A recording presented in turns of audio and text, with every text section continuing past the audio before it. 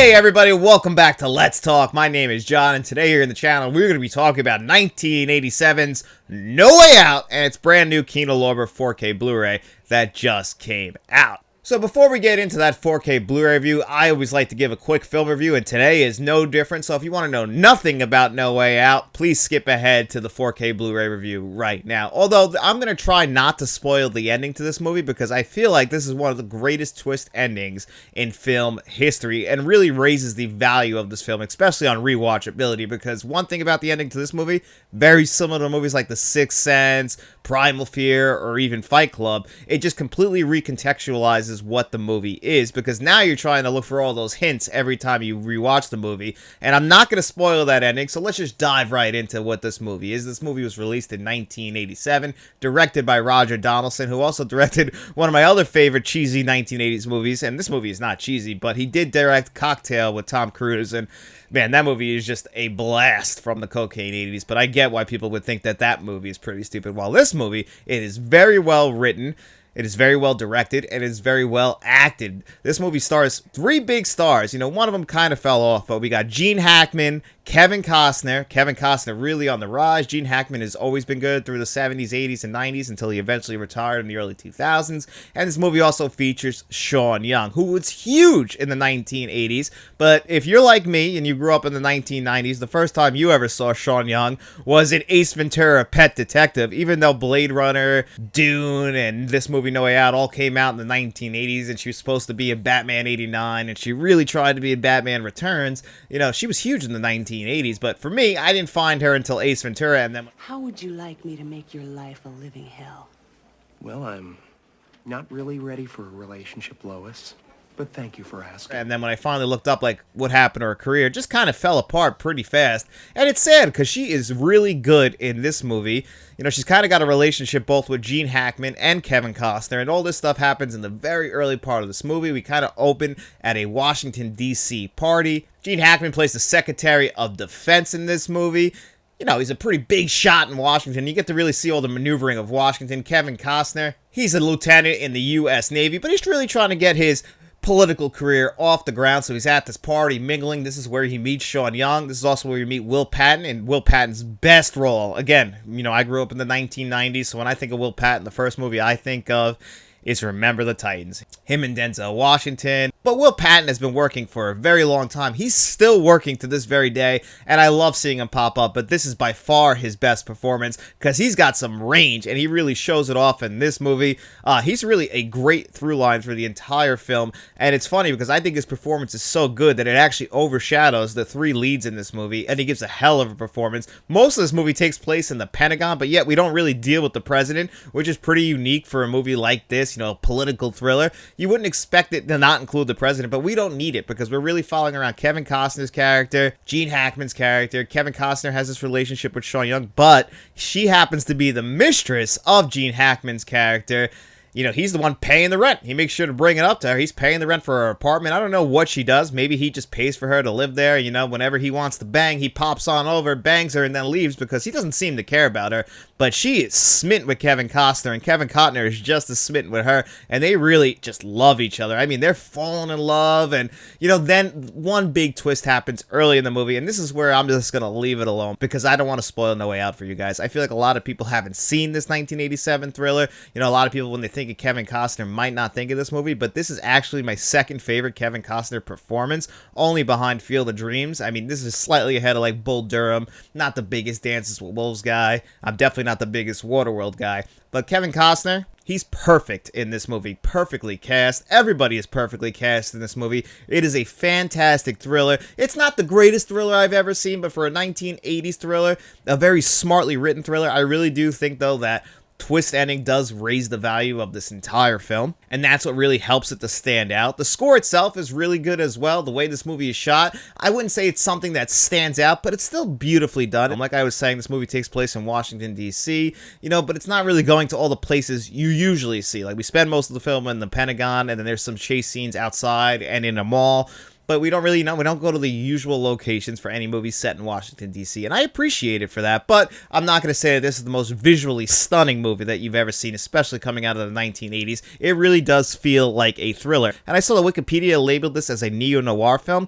I don't think that's true at all. I mean, it just gets recontextualized when we get to the very end of this movie. That's not how a noir is. A noir is a movie that you think you know what's going on at the beginning of this movie, and then the story just unfolds and peels away layer after layer after layer. This does that partially, but I really think that's all just because of the ending of this movie. I don't think that the movie, while you're watching it, I don't think you would think this is anything more than a straightforward political thriller, and a damn good one at that. So if you've never seen No Way Out, even if you don't want to grab this Kino Lorber 4K Blu-ray that we're going to talk about right now, I can highly recommend the film. It's one that I've seen over 5 times so far, and I didn't come to it until about 10 years ago, so about every other year I will rewatch this movie, have a blast with it. Obviously, the first time I saw it, I was shocked as hell at the ending, and it made me want to run back and see it again, and now I'm just always looking for those hints. So if you guys have actually seen the movie, I would love to talk spoilers with you guys in the comment section below, because I don't want to spoil it for anyone else. But anyway, let's kick it over to the 4K Blu-ray review.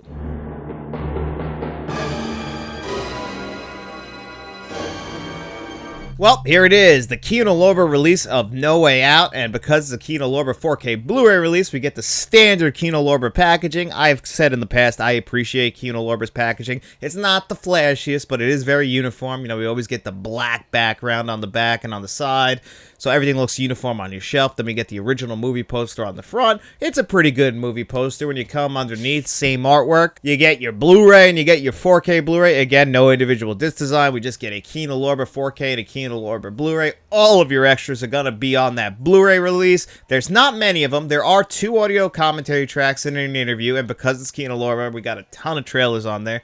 It's not the worst as far as extras go from Kino Lorber. That's still Kindergarten Cop, but still. Kino Lorber is only going to give you the extras that are already available to them. They're not a company that, sometimes they will, but for the most part, they're not going to go out extra hunting and trying to get new interviews. And, you know, No Way Out was good at the time, but a lot of people probably don't remember No Way Out, which is really unfortunate because I think this is a very good movie. But when you talk Kevin Costner, usually No Way Out doesn't come up, which is unfortunate because it's a good movie. So I kind of get why it got the shaft, but again, it kind of feels lazy. You know, as an extras junkie, that's something that's just going to always bother me.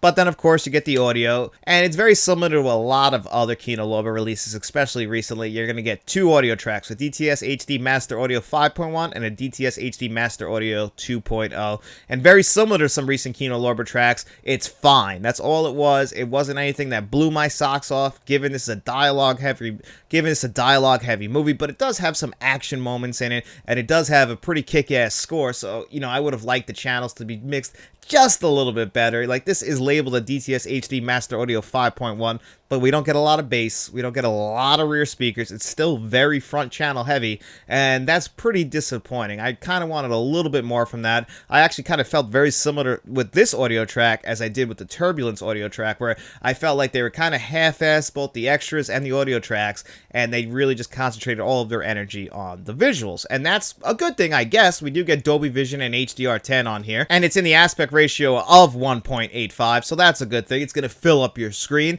and this movie definitely looks way better than it ever has looked in the past. It's not the greatest looking 4K Blu-ray I've ever seen, but the high dynamic range was doing some work on this one. The colors definitely popped off your screen more. You might be a little surprised in the very beginning because there's a helicopter shot, and you might be like, wow, this looks very faded and kind of, you know, very overly grainy. We have a similar shot at the very end of the movie, but that's just because of whatever they were using for these helicopter shots, because right away, as soon as the opening credits kick in, those orange opening credits, all that stuff now has some pop to it, and I like the opening credits of this movie. But once we finally kick into the movie, you know, it's a warm movie. It was always warmly colored as it was. It never felt cool temperature-wise. It was always a warm temperature movie as far as the color timing goes, and they maintain that. They maintain the film grain as well, while also making sure there was more detail. It was definitely sharper, and, you know, those colors, that was really something that stood out. Now, it's not the most colorful movie. I wouldn't say it's the most dynamic or the most bold colors that you've ever seen. Nothing like Major League. I'll always go to Major League because I really felt like that was a beautiful looking 4K Blu-ray as far as the colors go. And, you know, this one's still slightly flat, and there are certain scenes where it'll be softer and flatter compared compared to other scenes, you know, especially like when they go to the mall, like all those colors are popping off the screen. You know, Kevin Costner, you can see the detail in his head, and you know, early in the movie you'll notice some blood on his navy whites, and you know, that stuff was always there, but I never really, like, my eye never got drawn to it. But now with the 4K Blu-ray and the sharpness, your eye will get drawn to it. Early in the movie there's a taxi cab, and you can actually see like the little scratches on it. You can actually see that like there must have been some condensation, because it's kind of like, you know, a little bit cloudy here and then clear here, so I must have been raining in DC or something at the time, and none of that stuff ever stuck out to me in the past. But when I check out this 4K Blu-ray now, because of the detail increase and because it's sharper and we're in 4K Ultra HD,